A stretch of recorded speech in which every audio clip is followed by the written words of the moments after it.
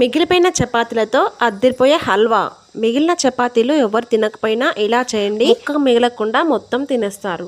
ముందుగా మిగిలిన లేదా ఇలా ఎండిపోయిన చపాతీలను ఇలా చిన్న చిన్న ముక్కలుగా చుంచి మిక్సీ జారులో వేసి ఇందులో కొన్ని పల్లీలు, కొన్ని పుట్నాలు, కొన్ని బాదం పప్పులు, గింజ తీసిన ఖర్జూరాలు, కొన్ని సన్ఫ్లవర్ సీడ్స్, కొన్ని పంప్కిన్ సీడ్స్, ఇలా మీకు నచ్చిన డ్రై ఫ్రూట్స్ను ఇందులో వేసుకొని మెత్తగా మిక్సీ పట్టుకోవాలి. ఇలా పొడి రెడీ అయ్యాక వీటిని పక్కన పెట్టుకొని స్టవ్ పై ప్యాన్లో కొద్దిగా నెయ్యి వేసి ఇందులో డ్రై ఫ్రూట్స్ ఉంటే ఫ్రై చేసుకొని పక్కన పెట్టుకొని ఇందులో కొద్దిగా సోంపు వేసి మిక్సీ పట్టిన పౌడర్ని వేసుకొని 2 నిమిషాలు ఫ్రై చేసుకున్న తర్వాత ఇందులో 1 కప్పు బెల్లంలో 1/2 కప్పు నీళ్లు పోసుకొని బెల్లం కరిగించుకున్న నీళ్లు ఇందులో ఇలా వడకట్టుకోవాలి. తర్వాత 2 నిమిషాలు ఫ్రై చేసుకున్న తర్వాత పోసాక ఒక 2 నిమిషాల తర్వాత ఇలా గట్టి పడుతుంది. ఇప్పుడు స్టవ్ ఆఫ్ చేసుకొని ప్లేట్లోకి ఇదంతా తీసుకొని డ్రై ఫ్రూట్స్ వేసి చల్లారాక మీకు నచ్చిన షేప్లో కట్ చేసుకొని సర్వ్ చేసుకోండి. టేస్టీ